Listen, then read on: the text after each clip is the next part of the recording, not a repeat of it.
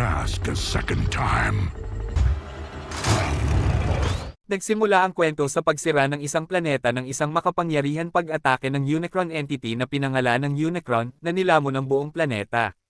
Ngayon, dumating na ang Unicron sa planeta ng Maximals upang wasakin ito at puksain ang lahat ng buhay. Gayunpaman, ang layunin ng Unicron ay hindi lamang iyon, hinahangad niyang makuha ang pinaka-advanced na teknolohiya ng Maximals, ang Warp Key, isang device na may kakayahang makapag-travel ng mabilis sa universe. Upang makuha ang mahalagang artifact na ito, ipinadala ni Unicron ang Scourge, isang malakas na Terracon. Ngunit hinarap siya ng Maximals, kabilang si Ape-Link, Optimus Primal, Peter, Rhinox, at Air Azor.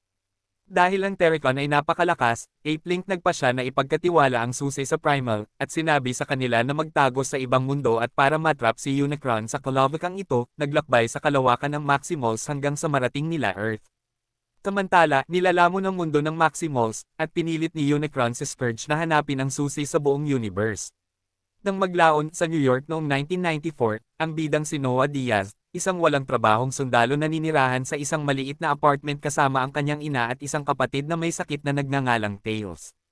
Ang araw na ito ay mahalaga para kay Noah dahil may job interview siya, at umaasa ang kanyang pamilya sa kanya. Sa kabilang panig ng lungsod, si Elena Wallace, isang arkeologo na nagtatrabaho sa isang natatanging museo. Pagpasok niya, naintriga si Elena sa isang relic na hugis ibon na may kakaibang simbolo, kabilang ang Maximal symbol, na mas nag-intriga sa kanya. Dinala ni Noah ang kanyang kapatid sa ospital, ngunit ang mga utang ng pamilya ay problema. Bukod pa rito, sa panayam sa trabaho, nalaman niya na ang kanyang dating amo ay siniraan siya, dahilan kaya hindi tinanggap.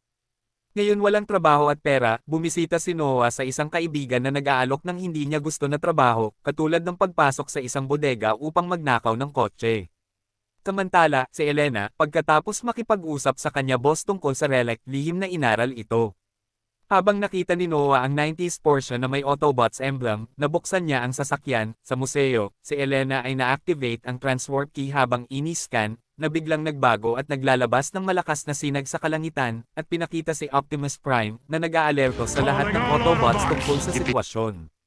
Nagsisimulang humandar ang Porsche kasama si Noah at hinabol ng polis, tumakas mula sa pulisya, habang si Noah ay hindi makapaniwala. Sa kabutihang palad, ang robot na si Mirage ay ligtas na nakarating sa isang bodega, kung saan siya nagpakilala, at sila Optimus Prime, Bumblebee, and RC. Tinatalakay ng Autobots ang nawawalang transport key ngayon sa Earth, mahalaga para sa kanila bumalik sa Cybertron. Gayunpaman, hindi sila maaaring hayaang makapasok sa museo dahil sa panganib na magsimula ng digmaang pandaigdig. Kaya, nagpasya silang gamitin si Noah bilang kanilang kasama para makuha ang susi. Mabilis na tinatanggap ni Noah ang alok. Si Mirage, na magpapanggap bilang isang waste truck, para ihatid si Noah sa museo. Samantala, tatlong misteryosong artifact ang dumating sa Earth, at ito ay mga Terracon, mga tagapaglingkod ni Unicron, sa paghahanap para sa susi. Sa museo, nakita ni Noah si Elena, na hawak ang susi. Sa pag-aakalang magnanakaw siya, sinubukan niyang tumakas, na humahantong sa isang kakilakilabot na pagsabog. Ang Autobot ay prinotektahan si Noah mula sa isang malupit na labanan sa Terracon, na nakaharap ni Optimus Scourge, at namangha sa lakas nito na ipinagkaloob ni Unicron. Habang naghahanap ng pagtatagwan ang dalawa, mabilis na pinatay ni Scourge si Bumblebee. Dumating si Ares sa tamang oras upang iligtas si Prime bago siya mamatay. Bago makatakas sina Noah at Elena nakuha ng Terracon ang susi, nagpa siya si Scourge na umalis na. Pagkatapos, inihatid ang susi kay Unicron upang maipagpatuloy na ang pagsira ng mga mundo. Gayunpaman, ipinahayag ni Ariza na kahit nakuha nila ang susi, hindi ito gagana dahil hinati ito sa dalawa ng Maximals. Nagmukhang hanggang tuloy si Scourge, at kinailangan niyang bumalik sa Earth para sa kalahati. Si Ariza ay hindi sigurado sa lokasyon nito dahil matagal nang hinati. Ang pananaliksik ni Elena ay humantong sa kanila na maniwala na ang kalahati ay nasa Pero. Sa sumunod na araw, nagtipon sila upang simulan ang paglalakbay, na sumasaklaw sa malalayong distansya. Lumilitaw si Stratosphere, isang matandang Autobot na may kakayahang mag-transform bilang eroplano, ang nangunguna.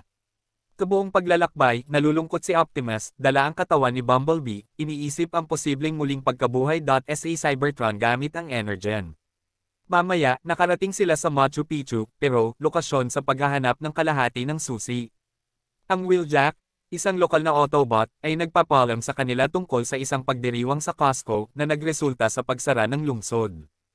Pagsasamantala sa sitwasyon, iminungkahi ni Noah kay Elena na magpanggap sila para makapunta sa simbahan kung saan alam nila na naroon ang kalahati ng susi. Sumang-ayon si Optimus Prime, ngunit lihim, iminungkahi ni Noah na sirain ang susi upang pigilan ang pagdating ni Unicron at iligtas ang mundo.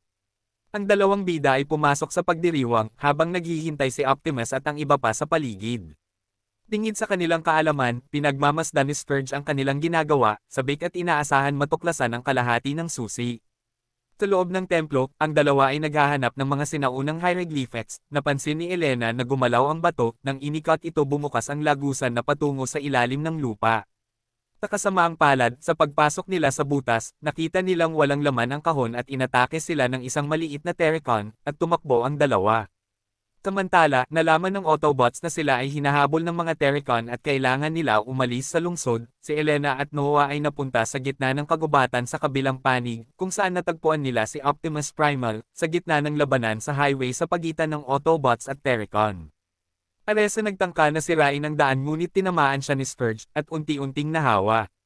Pagbalik kina Noah at Elena, hinarap nila si Primal. At dumating si Mirage para ipagtanggol sila.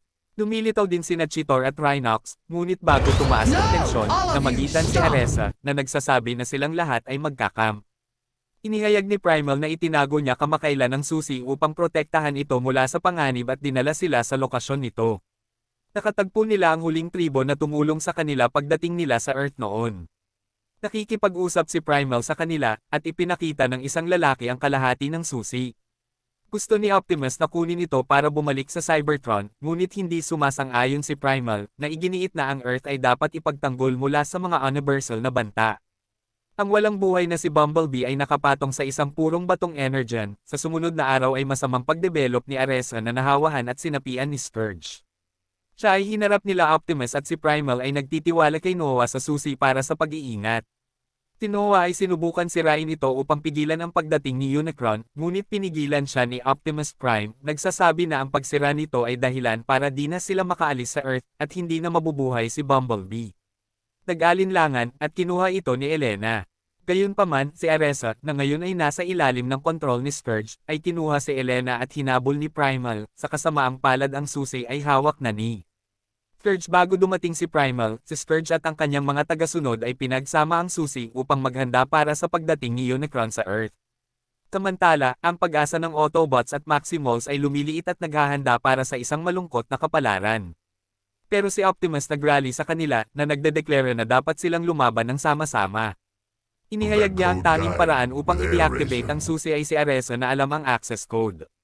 Gayunpaman, sinabi ni Elena, na alala ang simbolo na kanyang itinala. Gumawa sila ng plano na ipadala sina Elena at Noah sa maliliit na tubo ng spaceship upang i-deactivate ang susi habang ang iba ay nakikipaglaban sa Terracon upang magambala ito. Nagbukas na ang portal, at maraming kalaban ang dumating, at naghahanda sa matinding labanan. Nakarating sa ibaba sina Noah at Elena, dumating si Mirage para gambolain si Scourge, ngunit nadiskubre ni Scourge si Noah at planong patayin siya. Gayunpaman, si Mirage ay prinotektahan ito, at tinatamaan. Samantala, nagpadala si Scourge ng isang nilalang para patayin si Elena, nagsignal na ang portal na nagpapahiwatig ng nalalapit na pagdating ni Unicron sa Earth. Malapit nang mamatay, nakatanggap si Noah ng mensahe mula sa kanyang kapatid, na nagbibigay inspirasyon sa kanya na huwag sumuko. Sinasalamin ang katatagan ng kanyang kapatid laban sa sakit. Bumangon ito at ginamit ang katawan ni Mirage na nagmukhang si Iron Man, at dumating Optimus Prime, at magkasamang hinarap nila si Scourge. Ang pagbubukas ng portal ay nagdudulot ng napakalaking electromagnetic energy, pag-activate ng kalapit na Energon, na humahantong sa pagbabalik ng Bumblebee.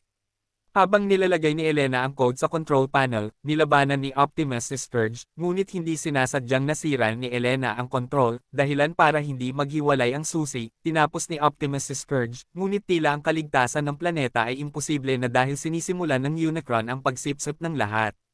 Sa pagpapasya na isakripisyo ang kanyang sarili, sinira ni Optimus ang susi, at nagtalaga kay Bumblebee bilang bagong pinuno ng Autobot. Nakatakas si Bumblebee, habang ang Unicron ay sinisipsip si Optimus Prime. Iniligtas siya ni Noah at Optimus Primal at umalis bago sumabog ang portal, at inaasahan ng mga Transformer ang kanilang susunod na pakikipagsapalaran. At doon na nagtapos ang kwento, sana ay nagustuhan nyo, at kung gusto nyo ng mga ganitong klase ng content ay subscribe na at like at ring nyo na din ang notification bell para ma-update kayo sa mga susunod na istorya ni Potato Recaps. Salamat guys sa panunood.